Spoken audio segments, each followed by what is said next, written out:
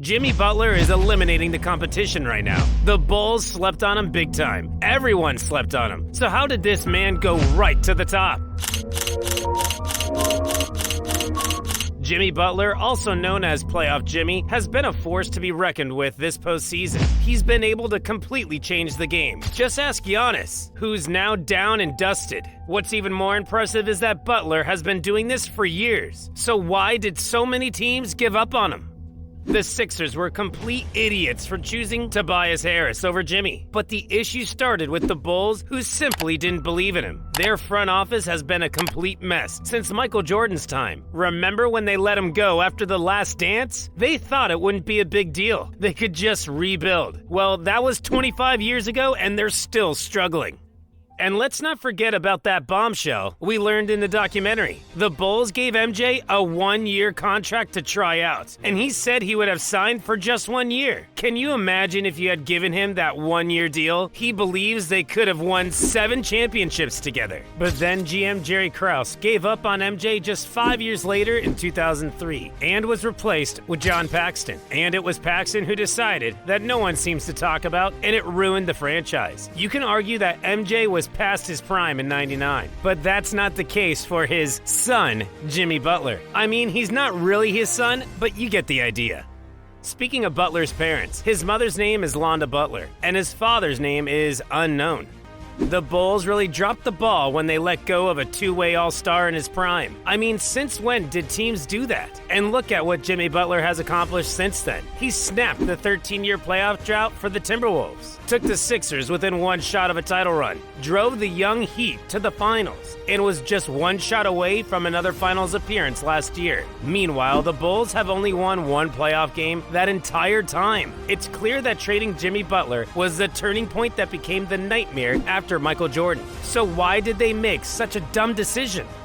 Jimmy Butler demonstrated perseverance in every way possible. He worked his way up from junior league to become a bench player at Marquette, and eventually a starter in 2011. The Bulls made him a late first-round pick, and after D-Rose took him to the Eastern Conference Finals in 2013, Jimmy introduced himself in the playoffs by scoring 15 points to close out a 7-game series against the Nets. The Bulls lost in the second round, but Jimmy played nasty defense on prime LeBron James. It was an early sign that the 23-year-old was a big game player, but he really broke out in his 4th season in 2015. Jimmy's scoring jumped from 13 points to 20, making him an all-star and easily the most improved player of the year. With D-Rose still dealing with an injury, Jimmy Butler became the Bulls franchise player at just 25 years old. In the playoffs, he dropped 25 points and showed passion against the Bucks. When they were up 2-1 against LeBron's Cavs, Jimmy hit a 3 to make it a 2-point game. And with 12 seconds left, D-Rose ties it up at 84, and they are about to go up 3-1 with a path to the finals. But look at the Cavs bench. That should have been a free throw for the Bulls and possession, but the ref didn't see it. Instead, LeBron hits the game winner to tie the series. If it weren't for bad officiating, the Bulls should have beaten LeBron and had a chance to win the championship. So it was clear that if you put a good team around Jimmy, good things happen. But the only people who couldn't see that were the Bulls front office. Can you feel the frustration? It's crazy to think that in the same summer that guys like Hassan Whiteside and Chandler Parsons were getting big contracts. Jimmy Butler was being paid the same as Enes Kanter. Seriously, what were they thinking? The next year, the Bulls had the opportunity to build around their young star, Jimmy Butler, by letting go of D-Rose and Joakim Noah. But instead of going with young talent or waiting to get a great free agent, they signed old D-Wade and Rondo.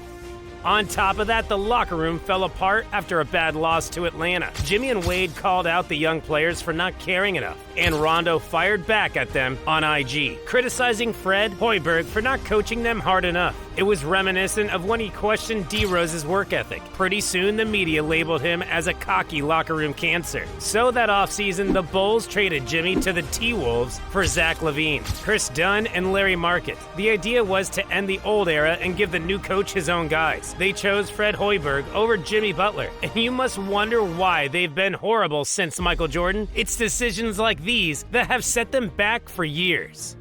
Some people may argue that this was the right choice for the Bulls to trade Jimmy, but when you look at his career since then, it's clear that they made a huge mistake. When Jimmy got to Minnesota, he played with Karl Anthony Towns and Andrew Wiggins, and he got them to the 3 seed in late January. But Jimmy got hurt, and they slipped all the way down to 8th. They got destroyed by the Rockets in the playoffs, and Jimmy questioned the commitment of young players, especially Karl Anthony Towns.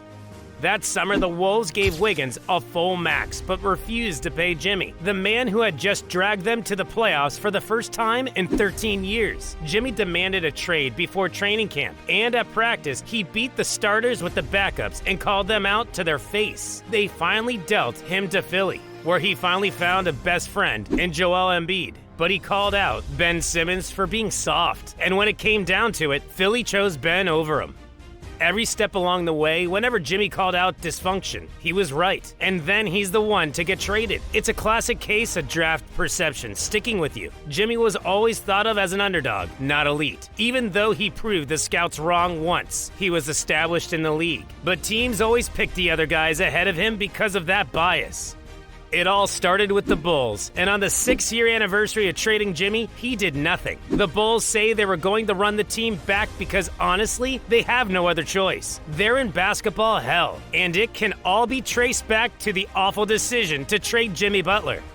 Just look at this series against the Bucks. Even before Giannis got hurt, Jimmy led Miami to a Game-1 win with 35 points and 11 assists. He knocked down all 4 three-pointers in Game 3 for 30 points and sent the Bucks to the grave with his class act 42 points in Game 5. Even though he's not known as a great three-point shooter, they won because in big games, playoff Jimmy is a thing. But the worst part? The Bulls saw the exact pattern and still didn't believe in him when they had the chance. They blew it with stupid signings of D-Wade and Rajon Rondo.